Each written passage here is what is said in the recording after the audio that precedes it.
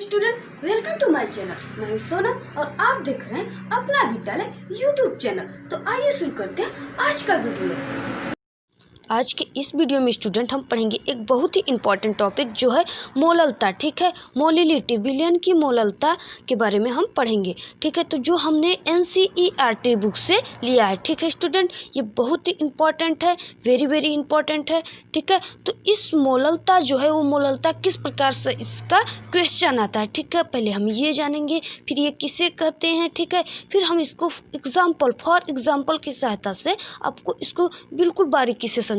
ठीक है स्टूडेंट, तो यहाँ पे इसकी जो क्वेश्चन आती है वो कैसे आती है पहले हम ये जानेंगे। ठीक है स्टूडेंट, तो यहाँ पे मोललता किसे कहते हैं ये आता है क्वेश्चन। इसमें दो टाइप का क्वेश्चन दिया था। ठीक है, मोललता किसे कहते हैं तथा इसके इकाई को बताइए। ठीक है, जो इकाई है उसे क्या कहते हैं, यूनिट, इंग्लिश में यूनिट कहते हैं और इसे मात्रक भी कहते हैं। ठीक है, तो यहाँ पे अगर इकाई दे दिया, मात्रक दे दिया तो आप वही लिखोगे जो हम बता रहे हैं। ठीक है स्टूडेंट, तो यहाँ पे आप समझ गए कि इकाई का मतलब क्या है। ठीक है, इकाई मीन्स क्या होता है, यूनिट अर्थात मात्रक। ठीक है, तो देखिए स्टूडेंट, हम इस मोललता को जानने से पहले हम आपको विलायक, ठीक है, सॉल्वेंट और विलेय, ठीक है, सॉल्वेट, ठीक है, विलेय के बारे में हम जानेंगे। तो फर्स्ट टाइम स्टूडेंट हम जानेंगे पहले कि विलायक किसे कहते हैं।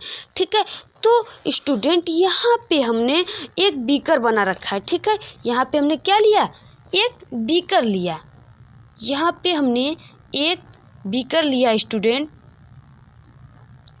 ओके स्टूडेंट, यहाँ पे हमने एक बीकर लिया और इसमें स्टूडेंट हमने क्या लिया, वाटर, जल। ठीक है, इसमें आप जल ले सकते हो या इसमें क्या ले सकते हो, मिल्क, ठीक है, दूध भी ले सकते हो।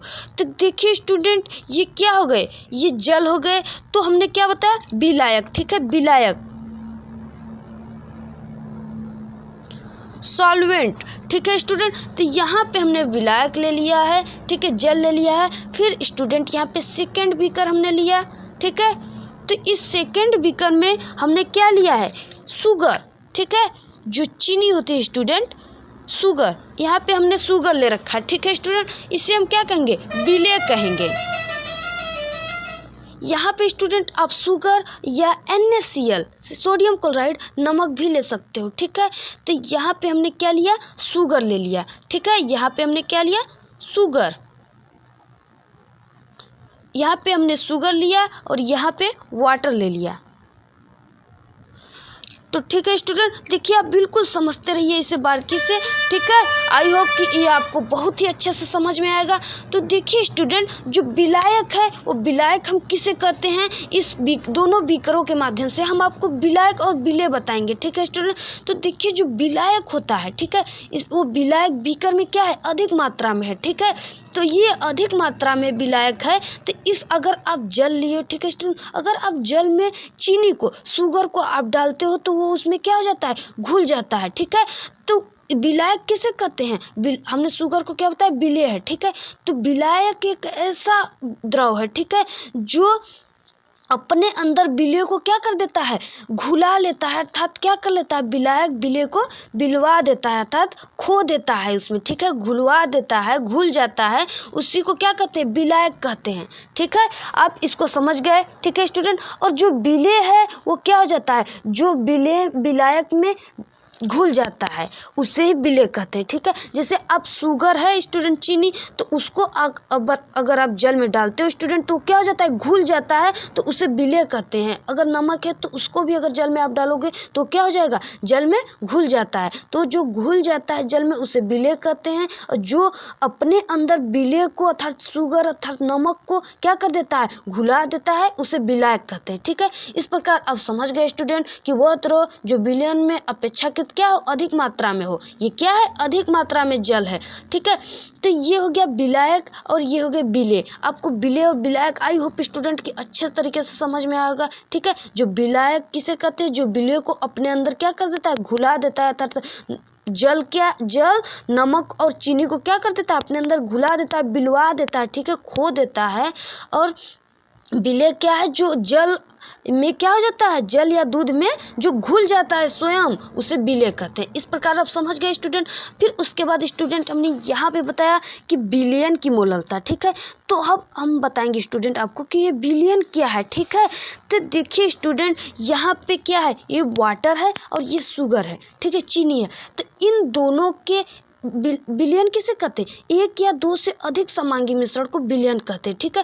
तो अगर हमने स्टूडेंट देखिए यहाँ पे जैसे हमने एक बीकर लिया, ठीक है, यहाँ पे एक बीकर लिया स्टूडेंट, इसमें हमने जल को ले रखा है, ठीक है स्टूडेंट, यहाँ पे जल को ले रखा है, ओके स्टूडेंट, और यहाँ पे हमने शुगर को ले रखा है, ठीक है। तो ये दोनों क्या हो गए, आपस में घुल गए, ठीक है। ये विलायक विलेय को क्या कर दिया, आपने में घुला लिया।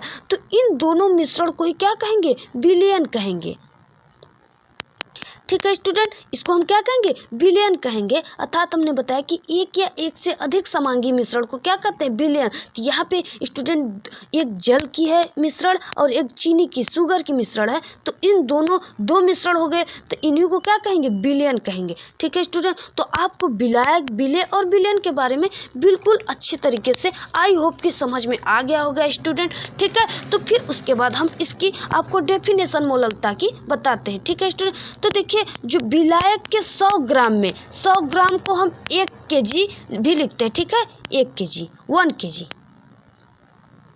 1 ग्राम, 1 किलोग्राम, ठीक है। 100 ग्राम को हम किस किलो में बदलेंगे, तो 1 किलोग्राम, ठीक है। तो यहाँ पे स्टूडेंट विलायक के 100 ग्राम में, अर्थात ये विलायक क्या हो गया, यहाँ पे हमने जल या दूध बताया, ठीक है।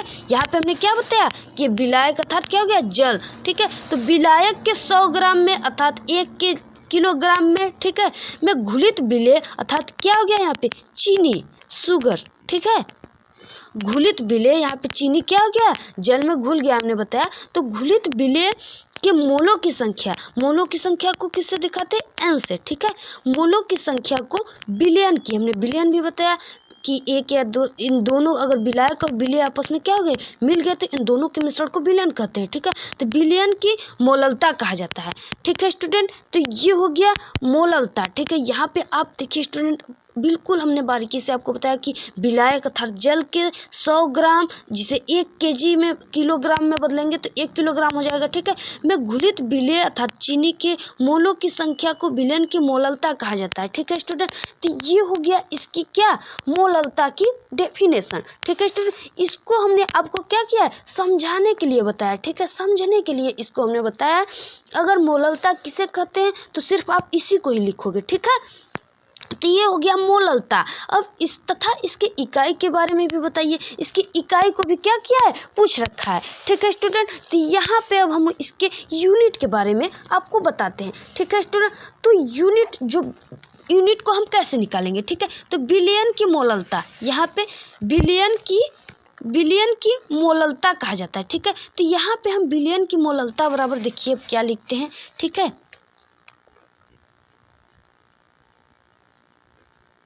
विलयन की मोललता, ठीक है स्टूडेंट, मोलिलिटी।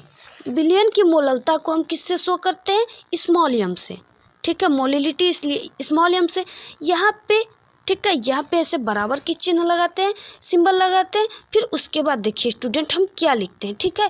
तो यहाँ पे हमने विलयन की मोललता कहा जाता है। तो इसमें क्या क्या है, किन किन चीज़ों को विलयन की मोललता कहते हैं स्टूडेंट। तो यहाँ पे लिखेंगे हम विलेय के मोलों की संख्या, ठीक है, विलेय की मोलों की संख्या तथा बटे में विलायक के द्रव्यमान, ठीक है, कि ग्राम में। तो यहाँ पे स्टूडेंट, यहाँ पे हमने लिखे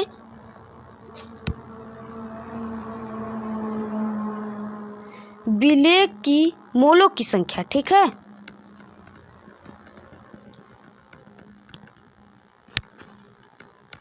देखिए स्टूडेंट, हमारा पेन रुक रहा है, नहीं चल रहा है।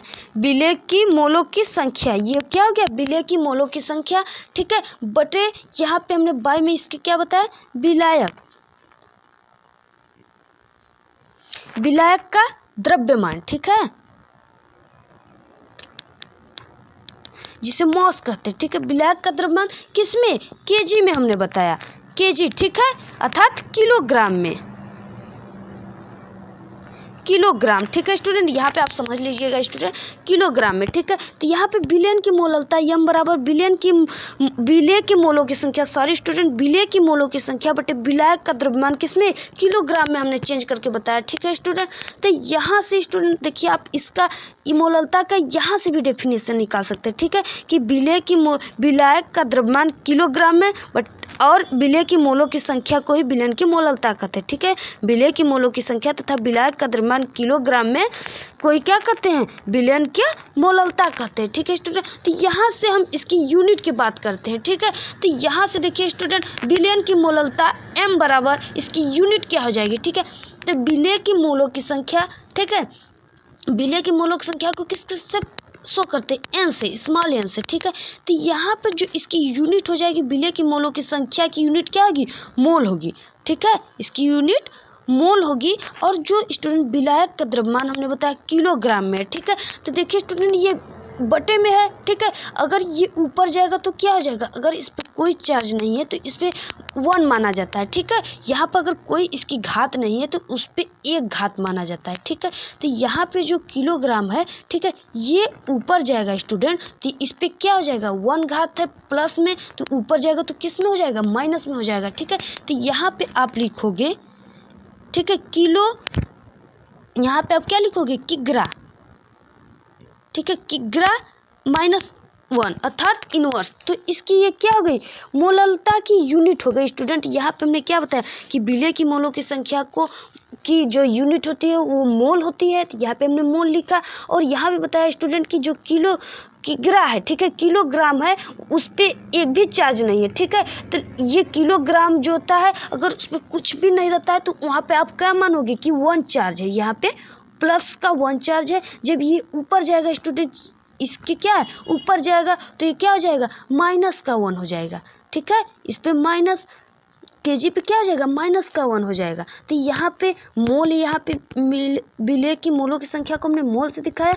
और ये किग्रा जो है प्लस का है, ऊपर जाएगा तो माइनस का, तो यहाँ पे -1 अर्थात किग्रा मोल, किग्रा माइनस इनवर्स इसकी क्या है, यूनिट है, इकाई है, मात्रक है, ठीक है स्टूडेंट। आई होप स्टूडेंट कि ये आपको मोललता बिल्कुल आसानी से बारीकी से समझ में आएगा स्टूडेंट। तो इसी प्रकार के इम्पॉर्टेंट, ठीक है, इसी प्रकार के important topic, important question, important reaction chemistry के जानने से लिए आप हमारे यूट्यूब चैनल अपना विद्यालय पर सभी प्रकार के इम्पॉर्टेंट, ठीक है, इम्पॉर्टेंट क्वेश्चन, इम्पॉर्टेंट रिएक्शन को, ठीक है, अपलोड किया गया है, वहाँ से स्टूडेंट आप जाकर देख सकते हैं, ठीक है। फिजिक्स के भी इम्पॉर्टेंट क्वेश्चनों को वहाँ पे बिल्कुल बारीकी से बताया गया है। ओके स्टूडेंट, आप वहां से जाकर इससे सभी रिलेटेड केमिस्ट्री और फिजिक्स के क्वेश्चनों को देख सकते हैं, ठीक है स्टूडेंट, और अदर सब्जेक्ट के भी क्वेश्चनों को देख सकते हैं। तो आज के इस वीडियो में इतना ही स्टूडेंट, तब तक के लिए बाय बाय।